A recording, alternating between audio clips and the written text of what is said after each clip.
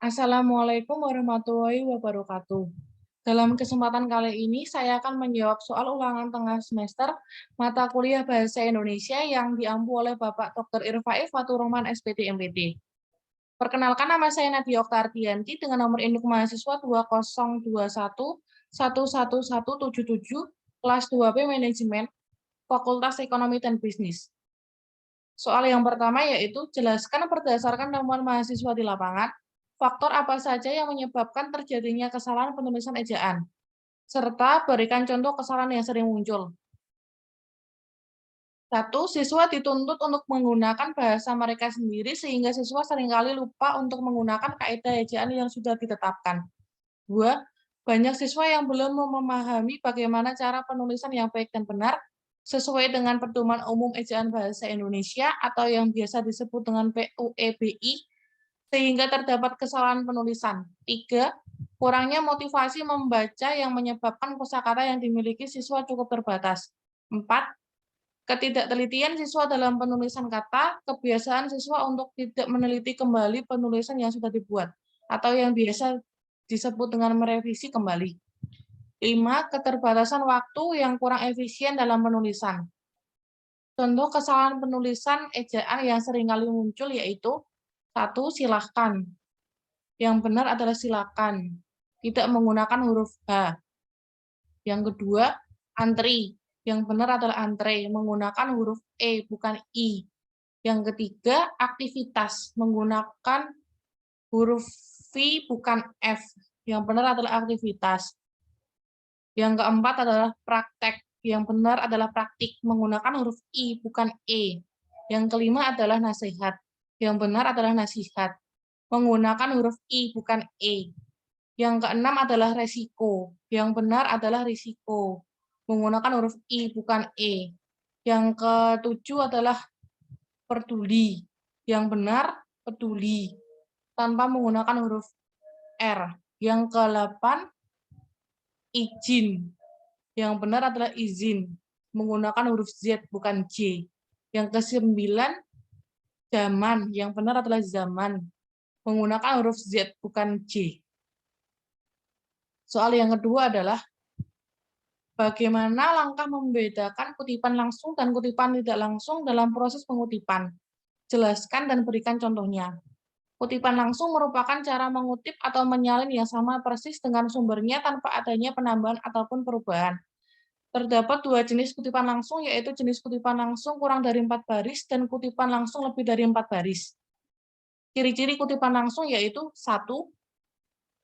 Menulis kutipan dengan arti dan maksud yang sama atau tidak mengubah kalimat. 2. Kutipan harus memiliki kaitan dari karya ilmiah penulis. 3. Menggunakan jarak 2 spasi. 4. Memberikan tanda kutip 2. 5. Sumber kutipan seperti nama penulis, tahun terbit, dan halaman harus disebutkan. Kutipan langsung kurang dari 4 baris memiliki ciri-ciri yaitu 1. Kutipan diintegrasikan langsung dalam teks. 2.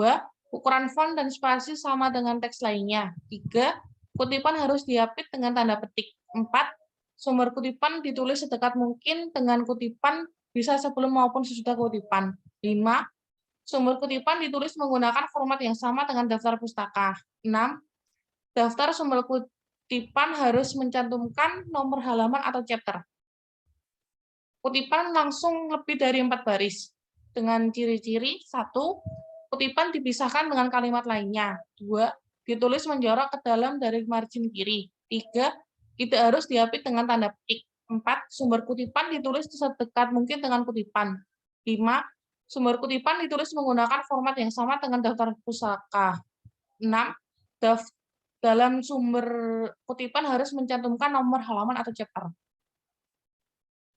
Contoh kutipan langsung yaitu Nugroho dengan tahun terbit 2018, jumlah halaman 17, menyatakan, salah satu karakteristik orang terdidik adalah bahwa mereka mampu mengungkapkan argumentasi, melakukan refleksi, dan membuat keputusan yang baik tanpa dorongan dari guru dan orang lain atau hanya gara-gara menjalankan tugas. Kutipan tidak langsung yaitu kutipan dengan mengutip kalimat kembali dengan cara mengubah atau meringkas kalimat dari sumber aslinya, tetapi tidak menghilangkan makna murni dari sumbernya. yang artinya penulis yang mengutip harus menyampaikan ulang sesuai bahasanya sendiri dengan ide pokok gagasan sumbernya saja. Yang memiliki ciri-ciri yaitu satu, mengalami suatu perubahan yang jelas pada kalimat teks yang dikutip. Dua, ide pikiran atau pendapat yang dikutip tidak mengalami perubahan. Tiga, dijabarkan sesuai pemahaman penulis terhadap teori atau kalimat yang ingin dikutip. Empat, tidak ada nomor kutipan tanpa tanda petik 2 di akhir kalimat. Jarak antar baris kutipan ialah spasi ganda. Contoh kutipan tidak langsung yaitu Charlotte Butch, tokoh yang telah memulai transformasi konsep HAM, menyatakan bahwa isu perempuan tidak bisa lagi dianggap sebagai isu marginal atau isu pinggiran tidak penting dan harus digeser ke tengah. Tadli dengan tahun terbit 2000. Soal yang ketiga yaitu apa perbedaan dari biografi dan bibliografi. Jelaskan dan berikan contohnya. Biografi menurut Kamus Besar Bahasa Indonesia atau yang biasa disebut dengan KBBI, biografi adalah riwayat hidup seseorang yang ditulis orang lain. Biasanya tokoh yang terkenal atau orang yang memiliki prestasi istimewa yang ditulis oleh orang lain. Dalam biografi dijelaskan secara lengkap tokoh yang ditulis dari lahir hingga meninggal, serta disebutkan juga jasa dan karya yang telah diciptakan oleh tokoh yang digambarkan dalam biografi. Pada umumnya, seseorang membaca biografi orang lain untuk mengetahui kehidupan, prestasi, dan lain-lain. Unsur-unsur biografi meliputi kata hubung, rujukan kata, peristiwa waktu, dan tempat kata kerja. Bibliografi adalah sebuah daftar pustaka yang mencakup isi dan deskripsi sebuah buku. Hal tersebut meliputi judul, pengarang, edisi, cetakan, kota terbit, nama penerbit, tahun terbit, jumlah halaman, ukuran tinggi buku, dan ISBN. Dalam hal ini, maka bibliografi berarti kegiatan teknis membuat deskripsi untuk suatu cantuman tertulis atau pustaka yang telah diterbitkan, yang tersusun secara sistematik berupa daftar menurut aturan yang dikehendaki. Unsur yang dicantumkan dalam bibliografi meliputi nama pengarang, judul buku atau artikel, data publikasi yang meliputi penerbit, tahun terbit, tempat terbit. Untuk artikel diperlukan judul artikel, nama artikel, tahun dan nomor majalah, tanggal dan bulan.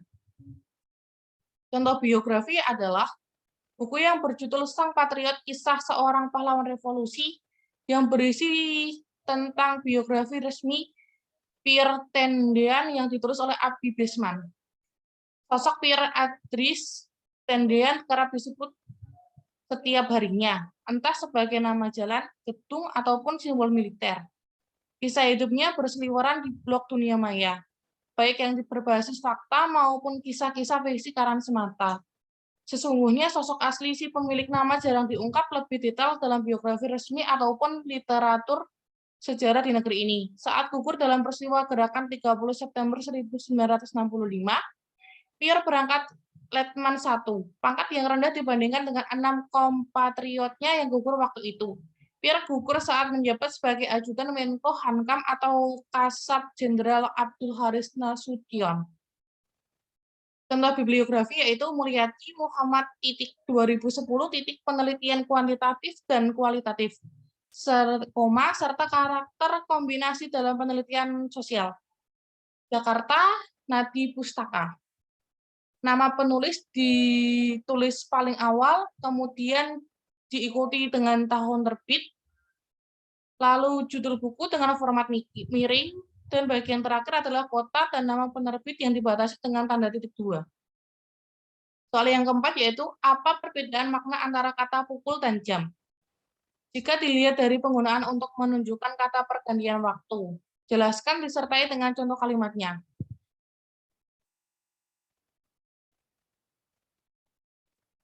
Pukul dan jam merupakan dua kata yang memiliki makna berbeda, tetapi penggunaannya sering disamakan. Pukul bertujuan untuk menunjukkan saat atau waktu secara tepat.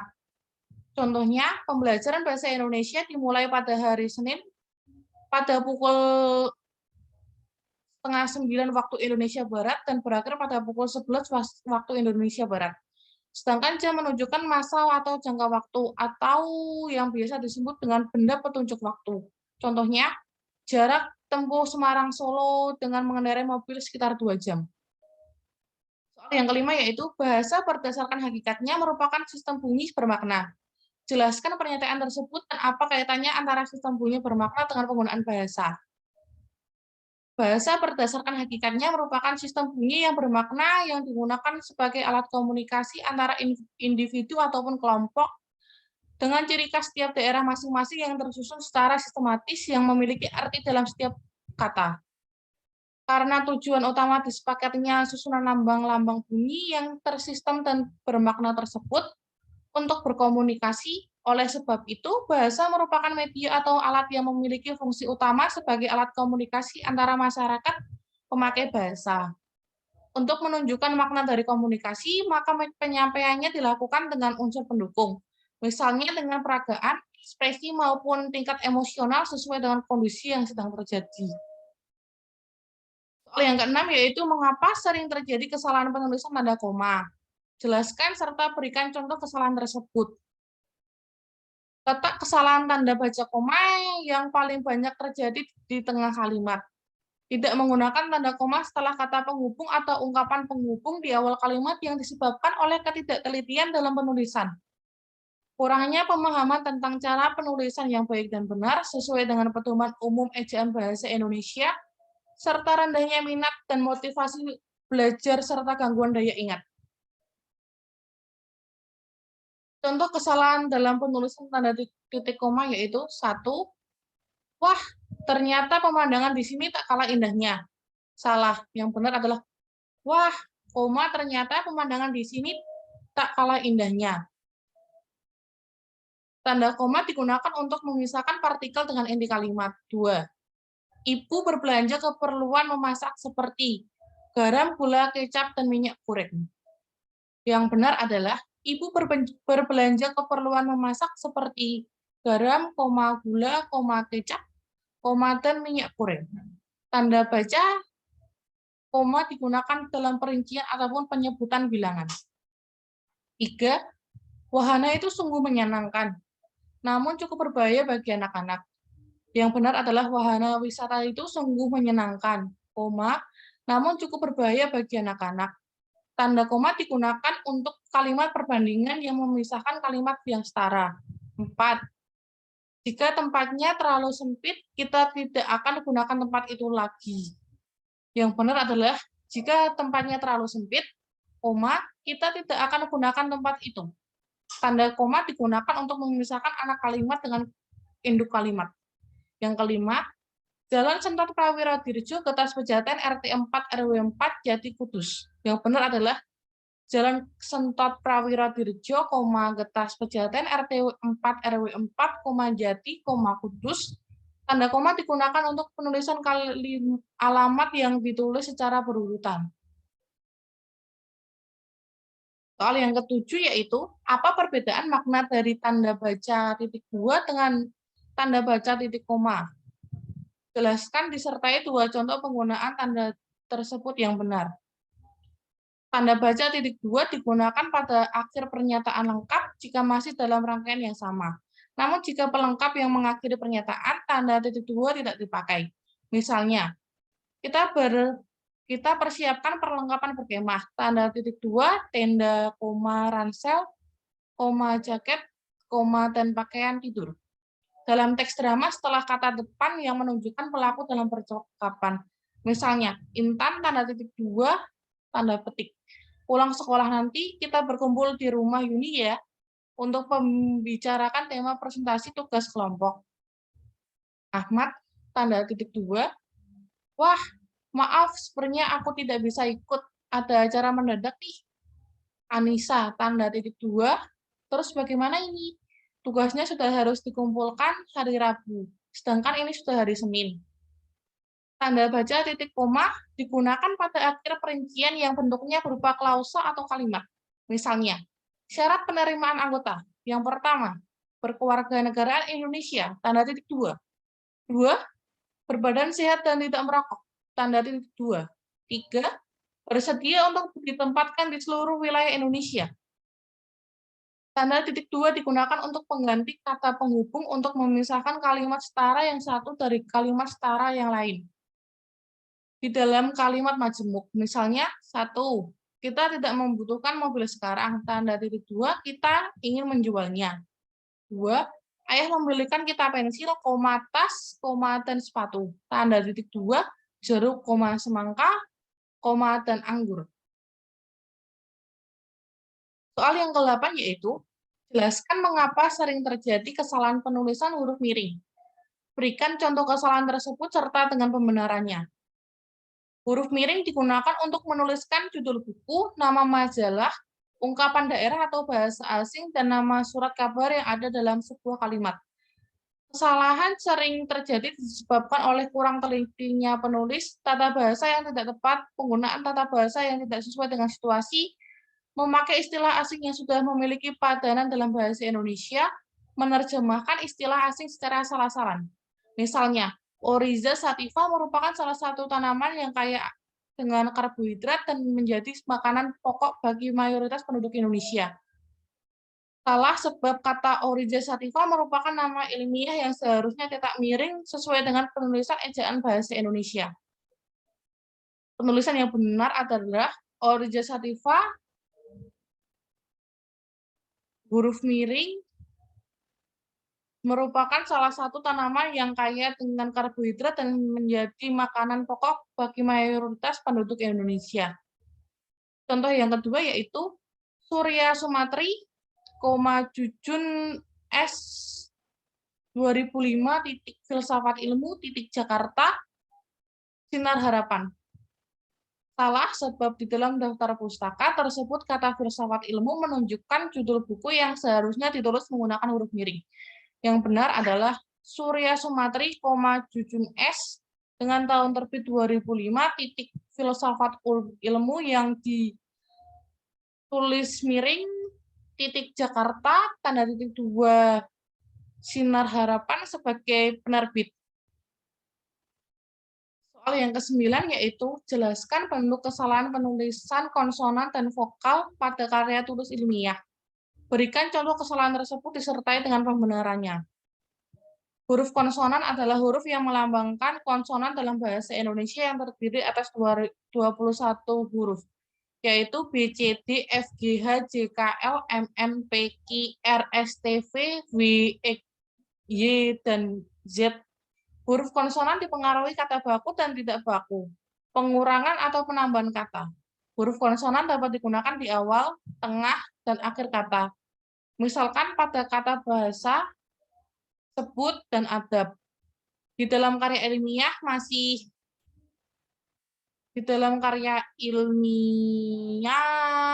terdapat banyak kesalahan dalam penulisan huruf konsonan.